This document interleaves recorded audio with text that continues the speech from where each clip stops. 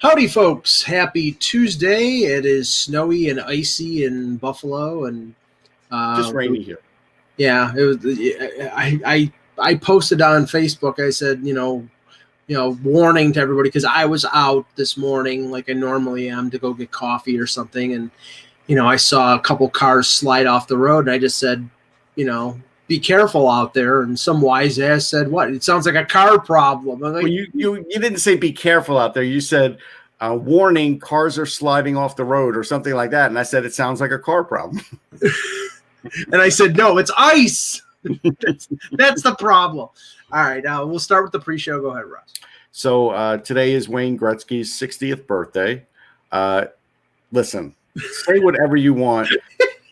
I did that on purpose. I know.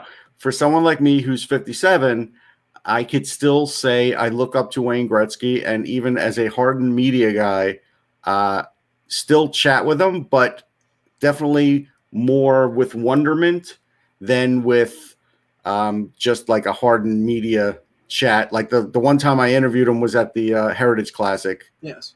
And that was great. And I waited for Al Strachan to get through with like 6-7 questions before I even asked Gretzky my question. But I did. I look up to Wayne Gretzky because he's 3 inches taller than me. Well, whatever you want to say, again, one of the great players, athletes of all time in any sport. Sure. Definitely has records that won't be broken. The 92 goal season will not be broken ever.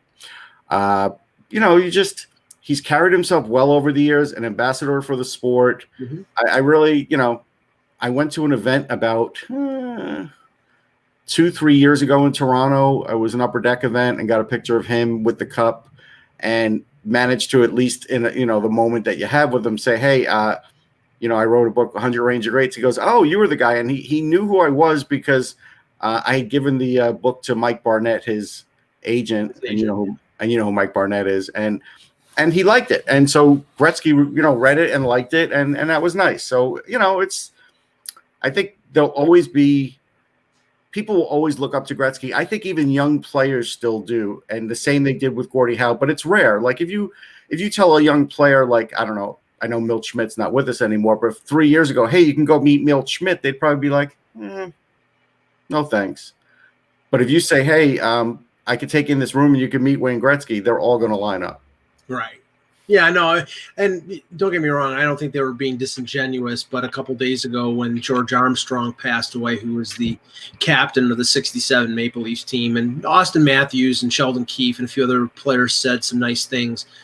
But I don't know whether George was really around the club the last couple of years, so it's like, right. Did they really know what George Armstrong represented? Now, I'm sure, the PR staff, and I'm sure a couple of the players who maybe have studied about the Leafs know that George Armstrong won 4 Stanley Cups in the 60s, and he's the captain of the last Stanley Cup winning team. So I think they were very respectful. But again, did they really know who George Armstrong was? I think players today still know Gretzky. Well, and he still has a little bit of a legacy, even as a coach, because he got interviewed when Blake Wheeler was drafted, as an example. And Blake Wheeler's still playing, and he was with Phoenix at the time, and so he talked about that. And that's he was real convincing getting Blake to sign with the Coyotes. That's not his fault, Mike. No, since he ended up going free agent and signing with the Bruins. He did, but that moment stands out to me because that was probably the first time I had stood in front of Gretzky in the NHL, and then also because Wheeler out of high school, like that was an oddity to get drafted that high. I think he was the highest high school player drafted since either Housley or Barrasso. Yeah, I think that's right. Yeah, Housley was drafted 6th in 81, and Barrasso was drafted 5th in 82. So I don't know, if I can't remember anybody who was a top 5 pick from then until Wheeler that was drafted right out of high school. I may be wrong, but I can't remember. Okay, couple things here. Let's do the other thing as a post show, so we'll have the answers. The thing is not being announced until 6:00. Oh, they have the show now. Okay, so let's talk about it then. All right. Okay. Couple things. Congratulations to John Forsland, who was hired as the play-by-play TV voice of the Seattle Kraken. He was unceremoniously released by the Carolina Hurricanes after last season. And he'd done a lot of stuff on NBCSN, which is going the way of the dodo bird at the end of this year. And the reason I bring up Forsland is he landed on his feet, and I'm very happy for him because he's a great play-by-play guy. But the landscape of media, and this affects us too, but the landscape of media right now really blows. And I mean, you saw yesterday MASN, MASN, which is the Mid-Atlantic Sports Network, which is owned by the way, never impressed me as a network. Never, ever. And they were sort of haphazardly put together. They're owned by the Orioles, so that's an excuse. Yeah. Because Peter Angelos, I'm sure he probably still has the first dollar he ever earned. But the Orioles just ceremoniously just dumped MASN. They just dumped all the employees of MASN. Yes. So essentially, post-game and pre-game for the Baltimore Orioles and the Washington Nationals don't exist anymore. They fired almost everybody, including Gary Thorne, who hockey fans will know as the voice of the NHL for when they were on USA Network back in the day. So I mean, it's the landscape out there is horrible, and it's not just that. There are other networks too. You said SNY had cut a bunch of people. Yep. I mean, I think there's going to be, and we know why these things are happening, because like NBCSN is gone at the end of this year. A lot of the properties are going to go to USA Network, but a lot of them are going to Peacock, and that's the thing. They're going to avenues where they can make more money, and they're not providing the fans with the things that they want, like hosts who know what they're talking about and can provide a take. Yeah. That's what I like watching on Hockey Night in Canada and Sportsnet and TSN, and we're not getting that anymore. Right. Yeah, Sorry, did I freeze up? I was just texting Andrew. Did I freeze up? You're glitching a little bit too. I didn't freeze up. You didn't freeze up, but you're all right. But you're glitching a little bit here. Sorry. Go ahead. Continue. Okay. Yeah, I know. I'm trying to shut some things here. Yeah, I mean, as far as the MASN thing goes, I've watched it. I never liked it. I have great respect for Jim Palmer. I like Gary Thorne. It sucks that Gary Thorne doesn't currently have a job. He's so good, but it is what it is. Baseball Hall of Fame. So, here's an issue that I have with MLB Network. They just put up like the first timers, and the two first timers that stood out to me might be like Burley and Zito, because they were really good pitchers. They were never going to win 250 games even, but they're not going to get in first ballot. So let's just push them aside. And honestly, I don't think they should get in, period. But I know you and I disagree about Burley. I think Burley's close, but it could be years from now, 10 years from now. Right. But the idea is then they show the other ballot and has a lot of the steroid guys and Kurt Schilling, who's just an idiot. Mm-hmm. And we'll see how they do and if they get in. But like I put 3 names up on Twitter and Facebook, and actually got a lot of positive feedback, mostly positive. Yep. And they didn't even show up on MLB's list. And this is what really bothers me. And I don't know if this is because of the writers, or this is because they just don't have the information, or just because they don't want to talk about these guys. But Fred McGriff, so close to 500 homers, was a great player. I mean, I was on, Sirius today, and they asked me about baseball, and I said, well, look, Toronto people know Fred McGriff, but he was better with Atlanta, but he was always an all-star, always a great player. There was nothing. He played first base most of his career. Mm-hmm. Like that's a big deal. So there's that. Tommy John, Jim Cott, they're almost the same pitcher, 280 wins for both. They both have a lot of great pluses in their career, and Tommy John is not just a footnote to a guy who had this great surgery, but it did extend his career to the point where he won a couple 20-game seasons after. Yeah, and that's a big deal. And remember when he was the first who had the surgery, and it wasn't perfected like it is now. And some people get Tommy John surgery to actually improve their fastball, which I think is bizarre. Yeah. But back then it was experimental surgery, and they didn't think he was ever going to pitch again. And then he comes back, and I think he won 20 games 3 times after he had the surgery. Yeah, like you said, the age of 34 or something, and that's crazy. And so you look at that situation, and it's like, I don't know why these guys don't have their pictures up on MLB Network. I don't know why writers aren't talking about these guys. The only thing I can think of, and I hope my audio is still working, even though my audio is perfect. Yeah. Okay.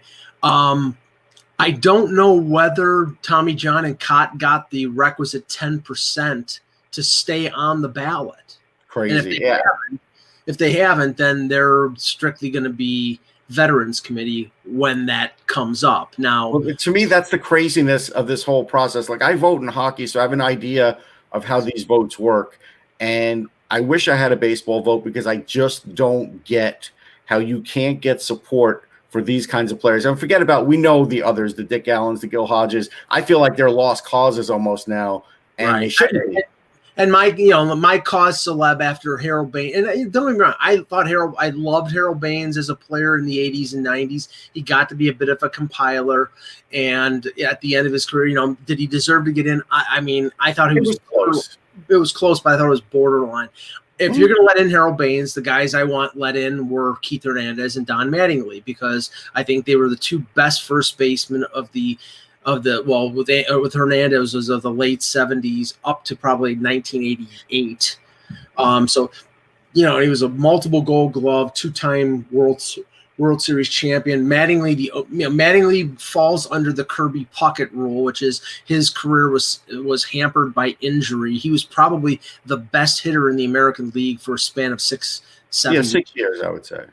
But then his back and it does come up a little short. And it's same with Hernandez. I feel like they do come up a little short. I loved both players, believe me.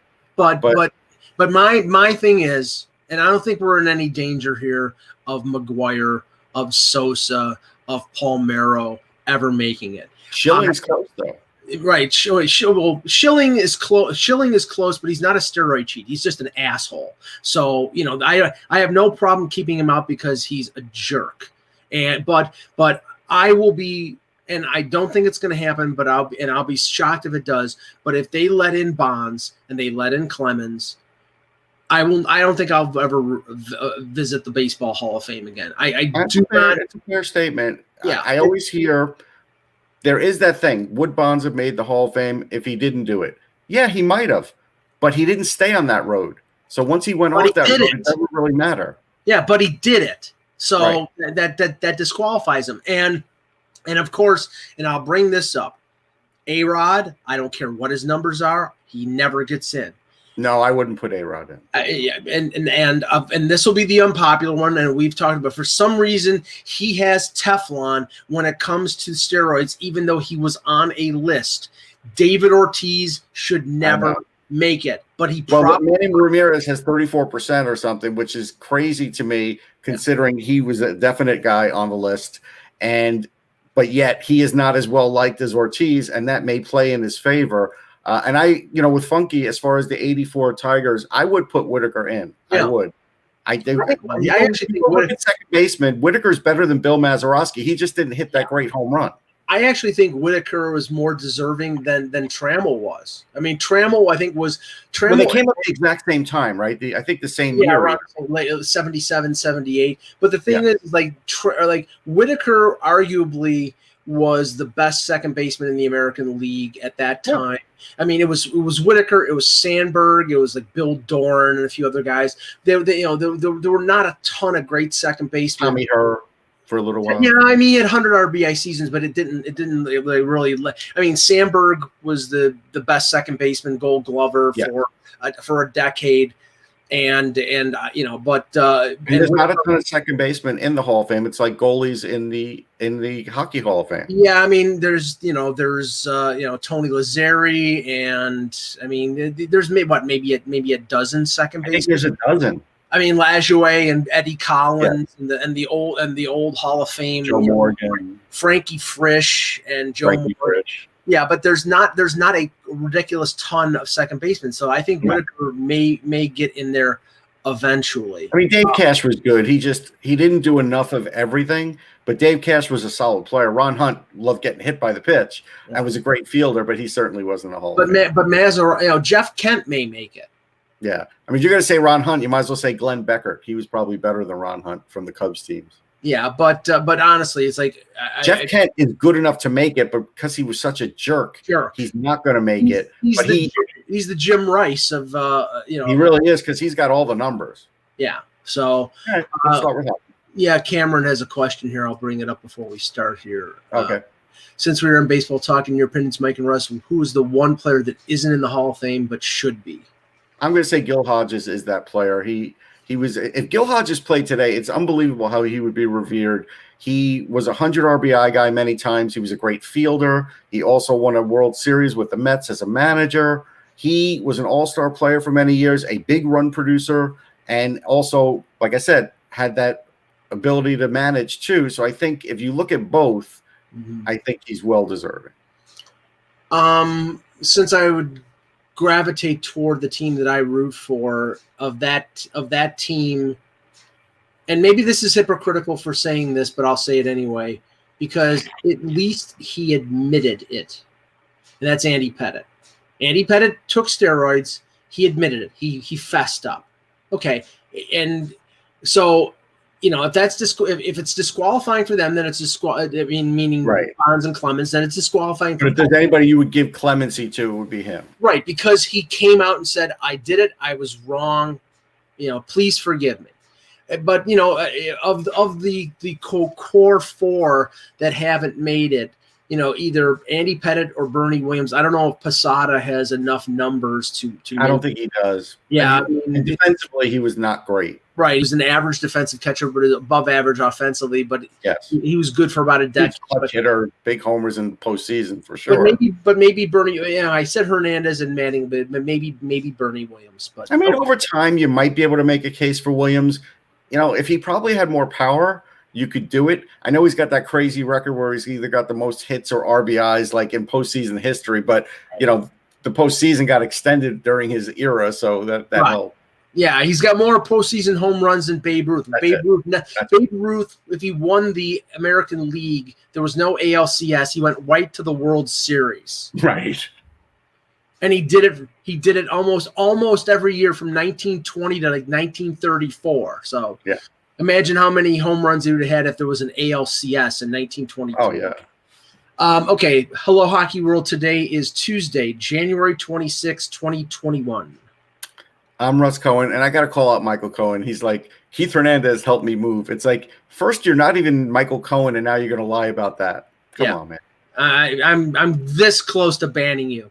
And I'm Michael Agello, and this is the Hockey Buzzcast here on HockeyBuzz.com. All right, let's start with this. One game last night. We just mentioned the game. The Canucks bounced back after three rather putrid games against the Habs. They needed to. Yeah, with a 7-1 victory over the Ottawa Senators, who, again, this is a young team. They're in the midst of rebuilding. They're playing Stützle, who's 18 years old. Brady Tkachuk is one of their best players. They're going to find themselves, but they're going to lose a bunch of games. And I think the Canucks needed this tonic of having a team that was worse than they are to play against, because Brandon Sutter had the hat trick yesterday in the game. First of his career in the 13-year career, and he is the sixth member of the Sutter family to score a hat trick. I got a quick funny story about Brandon. So at the draft,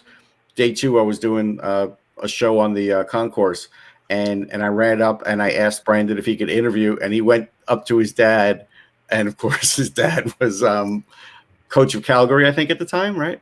Yes. And he goes, "Dad, can I interview with this guy?" And he goes, yeah, go ahead. Nice. It was pretty funny. It's like, you don't expect that. But he's a good guy. I mean, look, he's a decent NHLer. Like all the Sutters, just having the Sutter name, like Riley is the only one that hasn't broken in yet. All the Sutters end up making it to the NHL, and he's had a decent career. It is amazing to me that it took this long to get a hat trick, though. Well, of the original 6 brothers, the only one that didn't score a hat trick was Ron. It was Brian, Brent, Daryl, Dwayne, and Rich. Ron. Yeah, it was Daryl that I was talking about, but all the names are running through my head. I just right. But Ron was the only one, and then Ron was the twin. Rich and Ron were the twin. Ron didn't score, and then now Brandon is the first of the next generation that has scored a hat trick. Right. Now Rich and Ron were the twins that were on the Flyers, right? That's correct. Yeah, they annoyed the hell out of me. Yeah, Dwayne and Brent were on the Islanders. Daryl with most of they annoyed me, but not as much. Right. Daryl. Honestly, people say Brian was the best. I think Daryl was the best, but I think he had injury problems because Daryl played with the Blackhawks. He was, I think, the best scorer, but Brian was and Brian benefited from. He was on that big line with the Blues with Bernie Federico and Wayne Babbage, and they scored a ton of goals in the late. Yeah, Babbage was a good player too. Yeah, he could score. So, but congratulations to Brandon Sutter and congratulations to the Canucks for getting. But the Canucks are weird though because they either get blown out or blow out a team. There's no middle right now. No. With them, and that's kind of odd. The other thing is with Ottawa, I was asked on Sirius about Matt Martin, and I'm like, I think he's actually doing okay. He's never going to have Matt Murray. Sorry, Matt Martin. Matt Murray. I don't think he's ever going to have like a 9-10 save percentage. He can't. Not with that team. Not with that. He's got like an 867, but like 2 games ago, he had like a 925. Like I don't think he's going to ever be the reason, and he's got no defense there. Right. I think just him surviving this year will be big for him. Oh no, I mean, yeah, I think he's faced a lot of shots. He was brought there to provide stability. Yeah, and if he has an over 900 save percentage and plays, I would say I don't even know if he's going to get over 900. He might get to 900, maybe. Right. I mean, if he plays, he's probably going to end up playing 35 to 40 games because. Their backups right now is Hogeberg. I think I can't see them using him a ton of times. So yeah, in 5 games, he's had 152 shots. That's over 30 shots a game. Koskinen in 7 has had 237 shots. Yeah, your defense is really working there, Edmonton. My goodness, and Gibson has had 160, and he stopped 150. That's amazing. So. X should never ever say a bad word about John Gibson again because that's a great start for him. Now, sticking with goaltending and sticking in the North Division, the Maple Leafs got some bad news this afternoon because Jack Campbell, late in the 3rd period of the win over Calgary, seemed to tweak his left leg. Not sure if it was a knee or a groin. He battled through it. Even to the point of, allowing Matthew Tkachuk to pile drive him into the ice late in the game, and said he was okay. But after medical evaluation, Sheldon Keefe this morning said he would be out for weeks, not days. You were making fun of Aaron Dell, but I think right now the Leafs wish they had Aaron Dell because now their backup is good old Michael Hutchinson. It's interesting with the Leafs, though. Like there's something with them. The Flyers always getting talked about for being snake bitten at goal until Carter Hart, right? Yeah.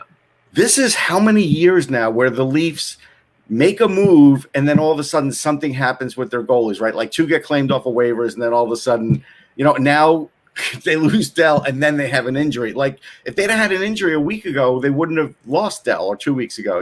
It's just right. This is weird happenstance that's going on with them. Yeah, and I saw somebody make a comment on my social media.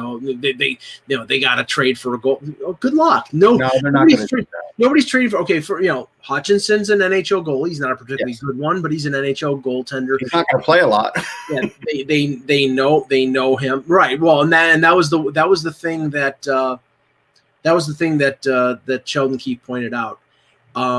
their schedule between now and I think the middle of February, no back-to-backs, and it's favorable in terms of, time in between games, which means the thing that they really didn't want to do, they're going to have to do, which is play. Yep. They're going to be like, ready, Freddie.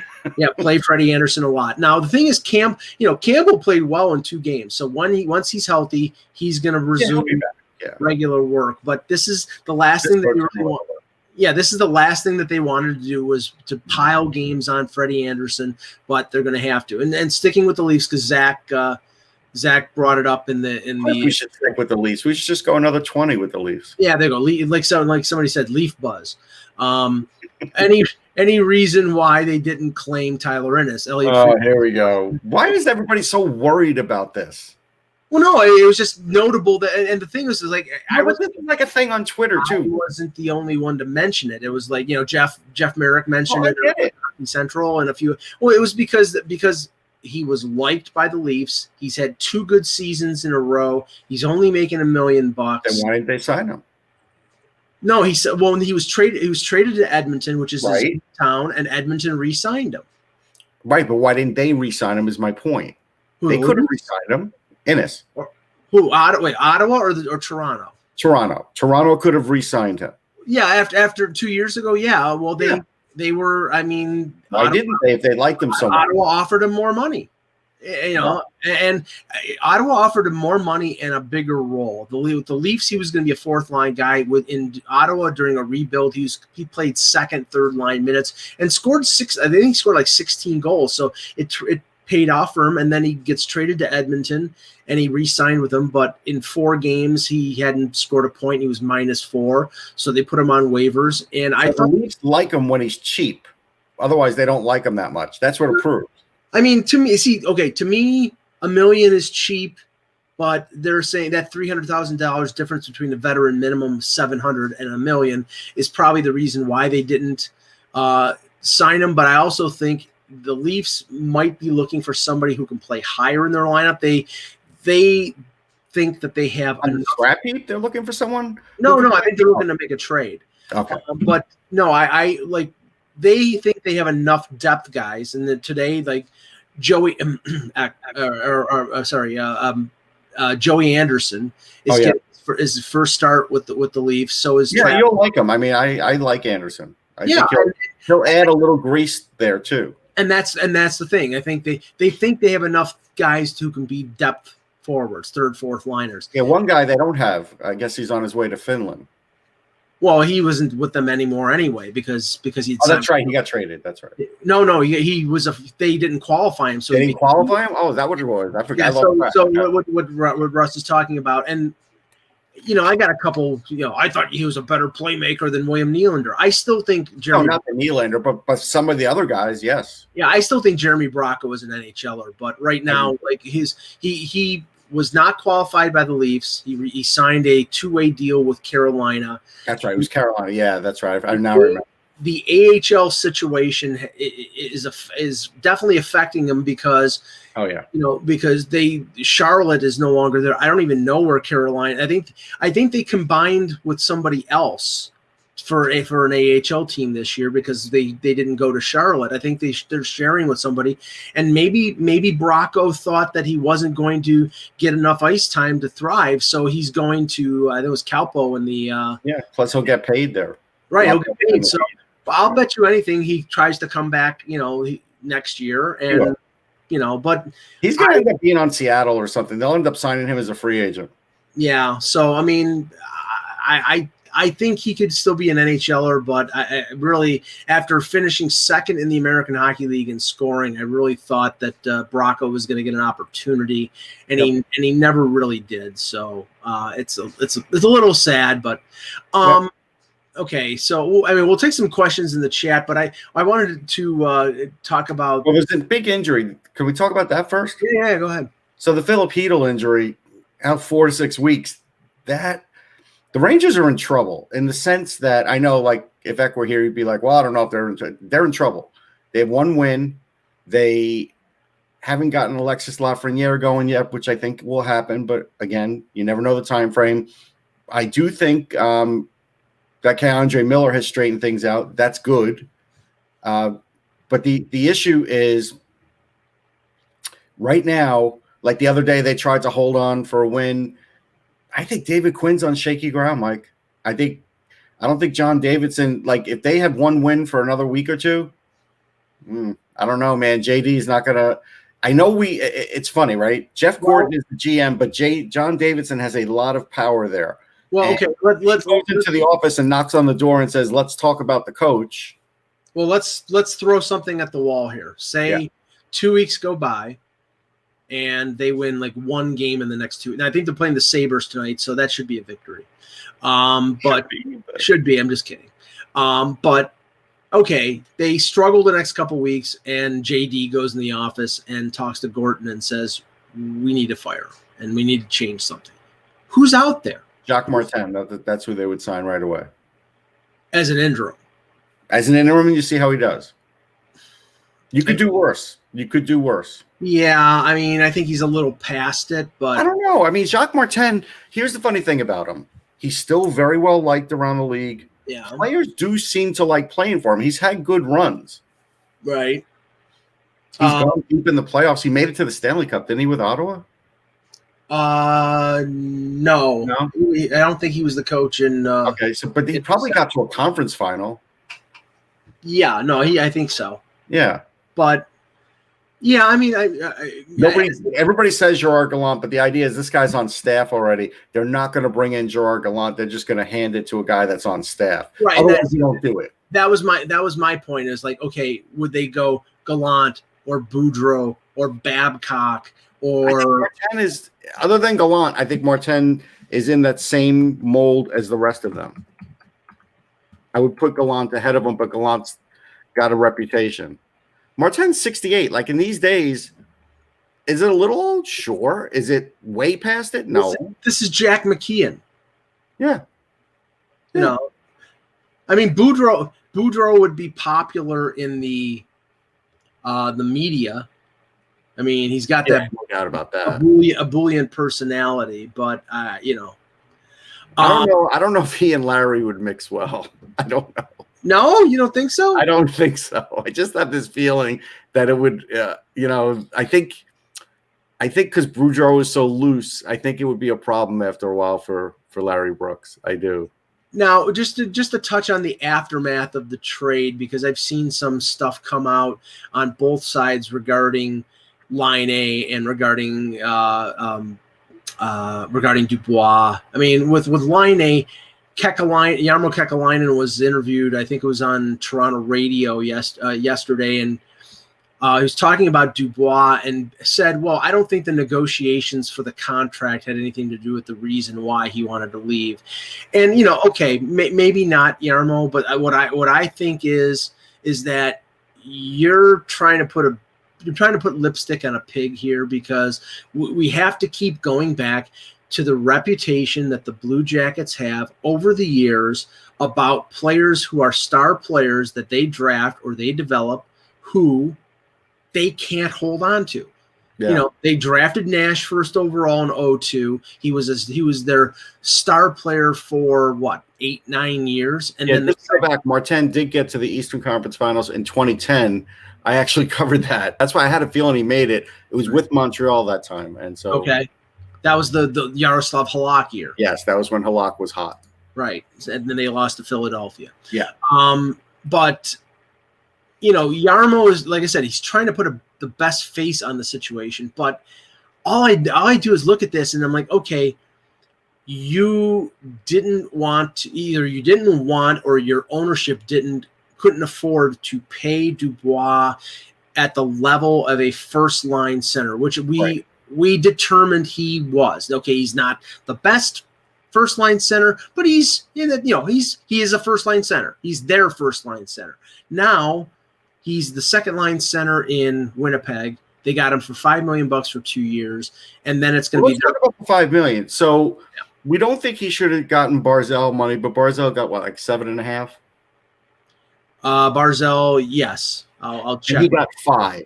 Right. Don't you agree that if he was going to really want to stay in Columbus, he would have wanted at least 6 but I think he just took the 5 because he saw the writing on the wall. Yeah, like he deserved it of 6, don't you think? He took the 5 to get out of town because that was. Do you agree that he should? 6 would be fair for him on a 2-year deal. Yeah. Yeah. No, I mean, I think he should have. He's different players than than a Braden Point. Yeah. But he, in terms of the bridge. Yeah. All right. Mark Elias says 5.8. Okay, fine. 5.86, whatever, man. Come on. Now we're talking about pennies on the dollar here. I'll take the difference. Change. Yeah. If you want to give me the $200,000, I'll take it. Yeah. Barzal was 7. But Barzal. Okay, so Barzal was a 3-year deal at 7. Right. Point was a 3-year deal at 6.75. Right. I think Dubois should have been a 3-year deal at maybe 6.5, but maybe because it was 2 years, he took less. Okay, yeah. But that contract was very attractive to trade for, yes. And that's I think the main reason why. But as for why. Kekalainen would not say as for why the reason that he wanted to be traded. Was it Torts? See, the thing is, if it was Torts, why wouldn't Kekalainen say it? I mean, is he throwing him under the bus? Torts can take it if there was a problem between Torts and Dubois. No, I do think there's a fine line to what Jarmo tells us about Torts and what he keeps under his hat and just deals with. I do think there's a fine line with that. Right. Now, the other thing is, according remember, Torts, I think, had Jay Feaster in Tampa, right? Yes. And that wasn't a rosy relationship. No, it wasn't. Humorously, Jarmo is saying Patrick Laine wants to build a long-term future in Columbus. Yeah. Yeah. Okay. I want to see it. Let me see it. And, okay, if he does, you better follow it up pretty quickly with new deals for Seth Jones and Werenski. Because if you don't and one of them leave, then in a couple years, Laine will want to go too because that team will be going nowhere. No, that's fair. Michael Cohen says Russ has no accreditation at the Rock, and he put a question mark. No, I could get in at the Rock. I actually think I'm going to go and cover the AHL in another week and a half because Binghamton's going to play there. And I would like to see Binghamton's going to play Hershey actually. And I'd like to see some of the Hershey guys. So I might go there for that. Oh, I think Michael Cohen is trying to say is Russ has no accreditation with the Rock, meaning the Rock Johnson. And, it's like, okay, whatever. I do have a recording. We went to, do you remember when, I want to say it was WrestleMania 10, maybe 10, maybe 15, when it was in Toronto. So we were there. We were guests of Fleer, right? And so we got into the media event. I forget what they were calling it, and fans got into. Some bought tickets, and so we were right next to the rink when they did the whole. Are you smelling what the Rock's cooking? He did his whole intro. I have that somewhere saved as a clip. I do. I should use it on this show now, just for the fun of it. But I got sick of it, so I don't care. Yeah, no. And by the way, the biggest ripoff. There's a show coming out in February called Young Rock. It's basically. Oh, I don't even have any interest whatsoever. It's such a ripoff on Young Sheldon. Okay, here's the reality. Okay, we grew up in the era when Rocky Johnson, his dad, was wrestling. Yeah, it wasn't that big of a deal, but they're trying to make a big deal out of it because it's The Rock's dad, and they're trying to push a wrestling storyline somehow on NBC because they don't have live wrestling on like they used to back in the day. You know what? Here's my thing to NBC. Put live wrestling on. Go get AEW or somebody like that because the WWE has gone far crazy, like just soap opera storylines now. But this series, nobody's going to care. Well, they have wrestling. They put it on USA. It's owned by NBC. It's owned by they just don't played at Miami. He was there for a few years, and he was a decent football player, but nothing great. I mean, a lot of these guys. But for people who watched wrestling back then, Rocky Johnson was like, I mean, he was He wasn't a star. He wasn't Bob No. Backlund. He wasn't Hulk Hogan. He was like on a level of Tony Atlas, Yes. Don Morocco. Yeah. He would occasionally win a belt maybe in their career. I think Tony Atlas and him were tag team champions for about 5 seconds. Yeah, maybe that sounds about right. Yeah. So no. But that. I mean, please. I mean, actually, you want to laugh at something, Mike? I was watching American Pickers, and it was like their first episode this year, and they went into New Jersey, and a guy had a lot of wrestling memorabilia in his garage, and they kept showing pictures of Bruno Sammartino, but nobody was talking about Bruno. They were talking about Dominic DeNucci because apparently he lives in New Jersey, so he had a lot of autograph stuff from him. DeNucci was a really good one of my favorites. Yeah, Dominic DeNucci is one Italian, so obviously, but he was really good, DeNucci, and they showed a picture with like Bruno shaking hands with Andre the Giant, but all they mentioned was Andre the Giant and DeNucci. They never mentioned Bruno, who was actually the champ during that time. But I didn't even know DeNucci lives in New Jersey, he's still around. He was a good wrestler too. There's a lot of those fun guys. His tag team partner. I mean, we got to remember. I started watching wrestling in Tony Garea. That's my guess. No. SD Special Delivery. No, but that wasn't a long term. I think it was Tony Garea and. I think Tony Garea's partner was like either Tito Santana or Rick Martin. Yeah, at times it was. Let's see.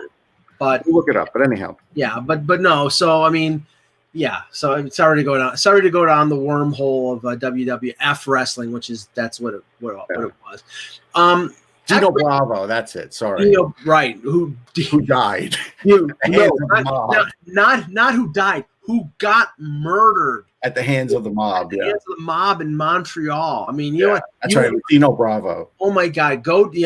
Just go to his Wikipedia page and look at the. It's dark, man. It is really. I mean, you think that there's some other things like Chris Benoit is dark. The Dino Bravo stuff is really. All right, last wrestling moment because Michael Cohen brought it up. Yeah. So Bill Goldberg, I was walking into who's back on wrestling again? I know, which is crazy. I was walking into it wasn't Brendan Byrne anymore, whatever they called it after Brendan Byrne, for the 03 Stanley Cup, and I was getting right, and I got there a little early, and online waiting to get into the building was Bill Goldberg, and so I went up to him and I'm like, "Why are you online?" He goes, "I got a ticket. I'm a big fan." And I spoke to him for a couple minutes, took his picture. He just loves the Devils. Like he was just a big hockey fan, but he was waiting online like everybody else. Total respect to him. Total. Yeah. It's funny. We've had John Shannon on the show, and he does a podcast with Bob McCowan, well known in Toronto, host of Primetime Sports, and they had Keith Olbermann on the show. Oh. And Olbermann is a big Rangers fan and a big Vancouver Canucks fan too, which is weird. I didn't know that. And he went to the '94 Stanley Cup final and took a couple baseball player friends of his to to one of the games. One of them was Wally Joyner, who played for for Kansas City in the. Yeah, he was a great player. Great first baseman. Power, could field, yeah. Apparently Joyner was from Atlanta, from Georgia. And it's weird. The reason he got into hockey is because he lived next door to the guy who won the contest to name the Atlanta Flames. Wow! And the guy, his prize for winning the contest and naming the team was lifetime tickets to the Atlanta. So he gave tickets to his neighbor, his neighbor's kids, Wally. Right. And he became a big hockey fan. And the question that lifetime tickets didn't last as long as he thought they would. Well, that was the thing. The question that they asked and they couldn't answer, and Oberman says he's going to check with Wally Joyner, is when they left, did they give him tickets to, even though it was Calgary? Yeah, right. Or did when the Thrashers came back, did the Thrashers give him probably not? But it's interesting to I would have said instead of the tickets, give me a Tom Lysiak autographed jersey. I'd have been happy. Eric Vale. I like Lysiak better. Well, he's good at Chicago. Yeah. So there are a bunch of games tonight, but I want to talk about this first. And if people have any questions in the chat about anything, shoot us questions. 2 more COVID positives with the Chicago Blackhawks, DeBrincat and Adam Boquist. There just seems to be a concentration of teams in that Central Division. Yeah, I mean, it is literally COVID Central, like it really is right now. Yeah, I joke that they should rename the sponsorship for the Central Division to Pfizer or Moderna, because, but I mean, soon Johnson and Johnson too. But you have to say, I mean, the observation here is that division. Look where the teams are located: Florida, Texas, Tennessee, Tennessee. Mm-hmm. I mean, they're all in states that are where COVID is running rampant, and they're also treating it differently than other states. So, I mean, that is a contributing factor. And the question is, in that particular division, they may not end up playing 56 games because there's just too many games. No, I could see that happening. The big thing here is, I know everybody always wants to blame the players, but you have to remember they have family members and they live with family members and they have a lot of contact with a lot of other people. And so like the 6 degrees of like somebody getting COVID is not as simple as maybe a player going out to a club or even going indoors to a restaurant. It's a lot more complicated than that sometimes. So we have to keep that in mind too. Now get this. Talk about a strange optic. The mayor of Glendale, Arizona, wrote an open letter to Major League Baseball to request that they delay the start of spring training in Maricopa County, where I think 4 or 6 teams there's a lot of teams training because of the high COVID infection rate. They won't do it. Major League Baseball won't do it. They won't do it. But the funny thing is, and Jeff Passan points this out, the most interesting part is that the Coyotes and the San Jose Sharks are playing games there, and the Coyotes are playing in front of fans. I know. It's a tough call to ask them to do that, and then you can't touch the other sport. Like, you do have to be fair all around the bases. How about this? The mayor should worry about the Diamondbacks actually staying in the state, because I think they're going to be out in a couple of years because they're trying to get out with the stadium with all these. They're saying they have all kinds of problems with the stadium and they want to leave. So I think worry about keeping your teams there. Yeah, I mean, I don't think Major League Baseball would give the thumbs up to moving out of Arizona, moving out of Phoenix, because it's a massive TV market. Yeah. I mean, they'll do what they normally do. They'll apply pressure to get, upgrades to the stadium or this or that and whatever. But yeah, I can't see it happening. But stranger things have happened. So yeah, no doubt. Okay, let's see here. Some questions here. Zach, won't be in. Well, it could be a slight issue. You know how we always used to hear about the parking with the Coyotes, but they are going to have some fans, so they will get some parking revenue. Okay, so Zach in the chat says, so X-Blog the other day was about the deal and division predictions. So far into the season, from what you've seen, if you had to redo, who would you change and why? Also, which team fires their coach first? Okay, so I would redo the Vancouver Canucks, and I would say they're not going to make it. And that's simply because of the Jekyll and Hyde nature of their play. Yeah. Maybe they'll do something. I don't know, but they have not impressed me. I was on the edge that day, and I went with it, but I never liked their defense. I've been killing it the whole year. I would take that one back. Well, easily the one that I would take back, because it was a massive misconception on my part, and I should have known better because they won me my playoff hockey pool last year, was the Dallas Stars. I was considering the fact that Sagan was hurt, that they had a few other key injuries, and that the COVID situation with them was going to knock them. And I said they were going to finish in like 7th or 8th place, and they come out after like 2 weeks, and they got healthy. They had chance to skate and have a training camp, and they come out and they start 2-0. Now they started 2-0 against, I think both games were against Nashville, so right. you have to factor that in with a grain of salt, because I don't think Nashville's particularly that good. But But still, the fact. I mean, Pavelski is continuing what he did in the playoffs. 7 points in 2 games. Yeah, and he's going nuts. And Rupe Hintz is doing well. So if they can survive, and I have no idea when Sagan is coming. Good to see at least Dallas has one team that's good at sports. Well, they have 2. I mean, the Mavericks are good, but certainly the Cowboys are not.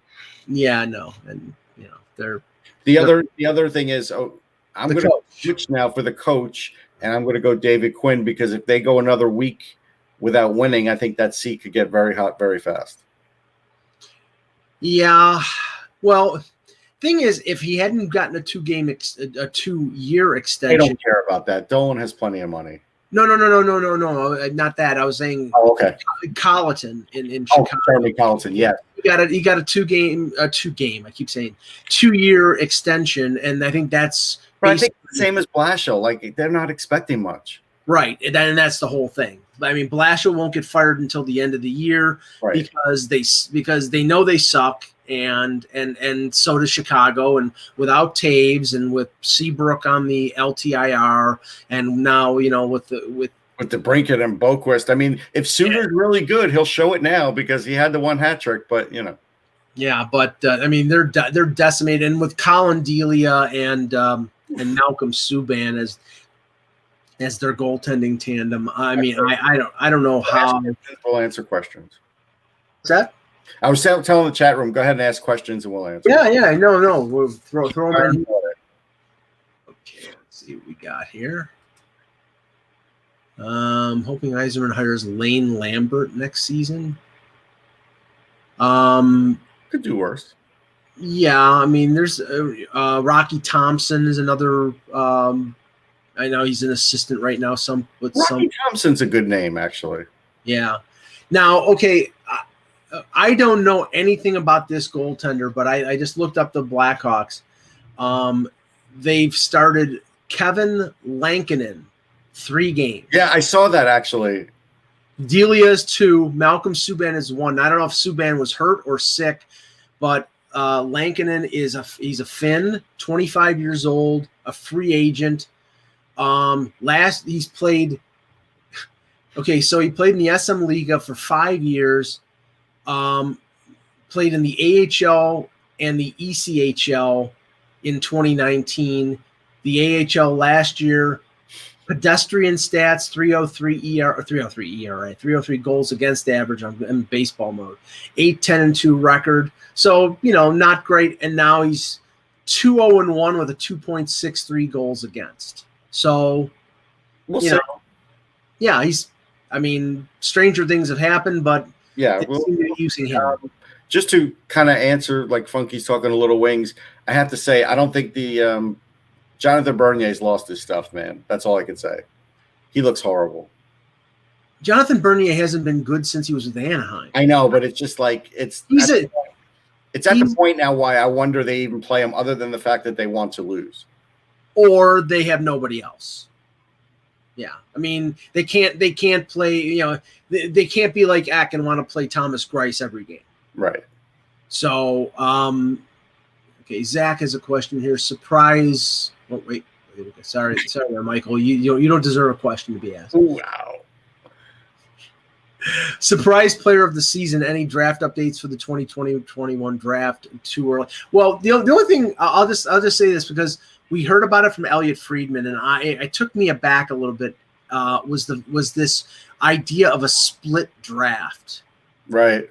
And I mean, they're talk about the draft being next December instead of in the summer. That they would have 2 separate drafts, one for the 18-year-olds and one for the 19-year-old. I mean, just like bizarre stuff, Russ. I was talking to the guys. We had a call the other day for elite prospects because they're going to come out with our combined rankings soon. And I did float the 18-year-old draft for the first 2 rounds and the rest 19, and then make it 19 from that point forward from this, for the rest of to the end of time. And most like that, actually. And I do think that is a fair way to go. Yeah. I think then it does get rid of the gap that we're having now and not seeing guys. But okay, I'm going to ask the chat room. I have a list of my top 14. And so you could choose to hear numbers 3 to 7 or 9 to 14. That's your choice. Because you probably know who I'm going with number 1, and I'm not giving away the rest right this moment. 3 to 7. No, but the people in the chat room. I don't care about you. Oh, screw them. 3 to 7. Yeah, the hoodie's good. I mean, that logo's awesome. It's a great logo. 3 to 7. There you go. Zach. All right. Zach's good. We'll go with that. All right. At number 7, William Eklund. Eklund's namesake. Now, he could be higher on some. He is playing again overseas. He missed the World Juniors. Right. I still need to see more of him, but he's got a lot of dangle and he's got good speed. All right.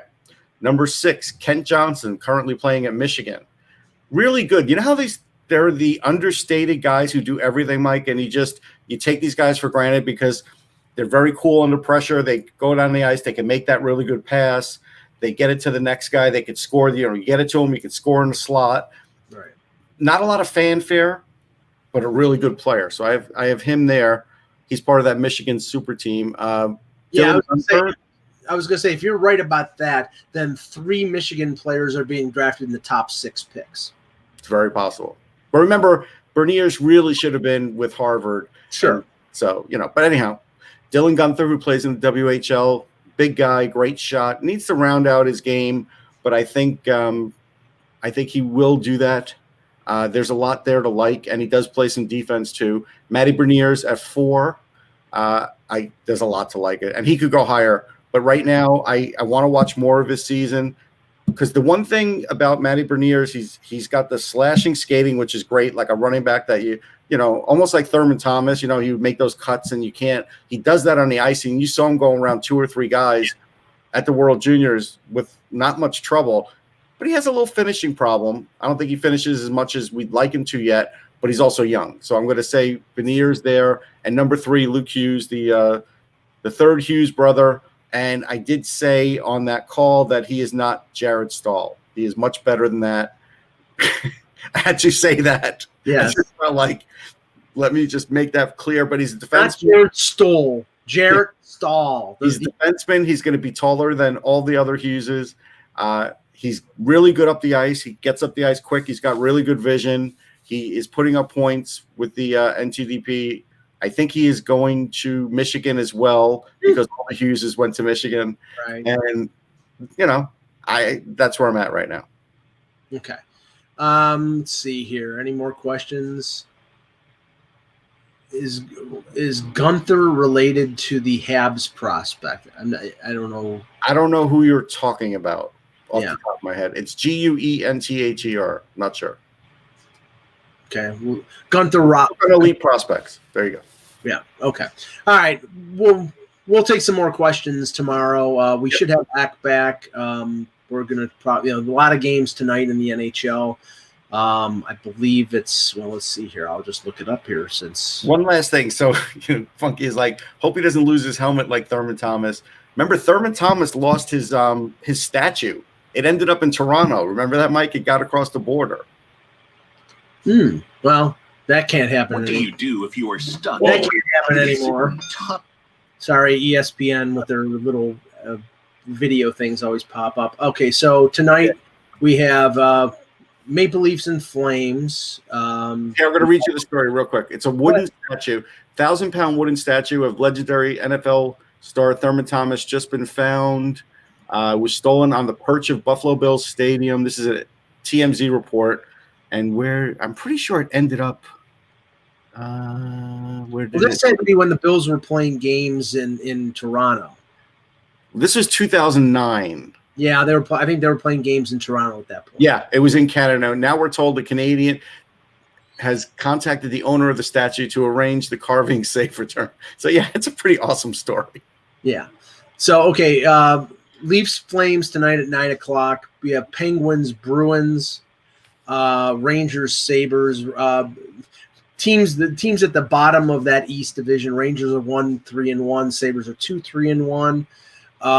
Flyers and Devils. That's a good matchup. I'll be watching that one. Yeah, I'll be watching it as well. Austin Spears should be playing. Sam Morin's probably going to play in the next 2 days. They're going to probably try that or up front. I think it's up front Okay. on the fourth line. The NBCSN game, while it's still there, is the Islanders and the Capitals. The Capitals are, I'll tune into that. yes. We have Panthers, Blue Jackets, which, one team is 2-2-2 and the other team is 2-0.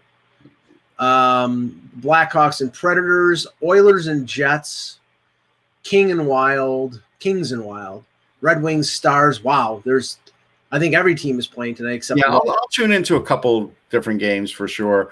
But I'll be mainly watching the Flyers one. And you said the Rangers are playing, right? Yeah, Sabres. Yeah, I'll watch a little of that, the Rangers, Sabres, and those will be the two I watch early on. Yep. Just to finish off, Red Wings, Stars, Sharks, Avalanche, Ducks, Coyotes, and Blues and Golden Knights are one of the late games, and Golden Knights have only lost one game, and the Blues. I believe that's the first match between Alex Pietrangelo and his former club.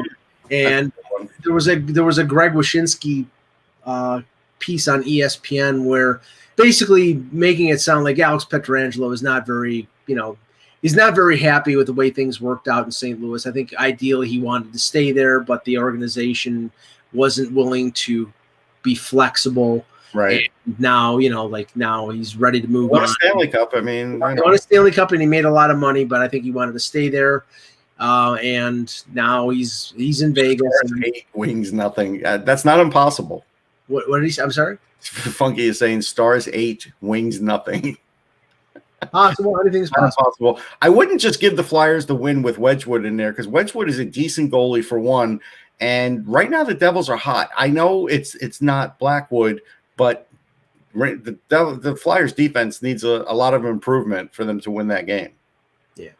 All right. Good show. We will be back tomorrow with another edition of the Hockey Buzzcast. For Russ Cohen, I'm Michael Agello. Thanks. And I might go to Hershey. We'll see. Huh? Somebody asked the question. Just keep going. That's all. Thanks for watching. And remember, without the buzz, it's just hockey.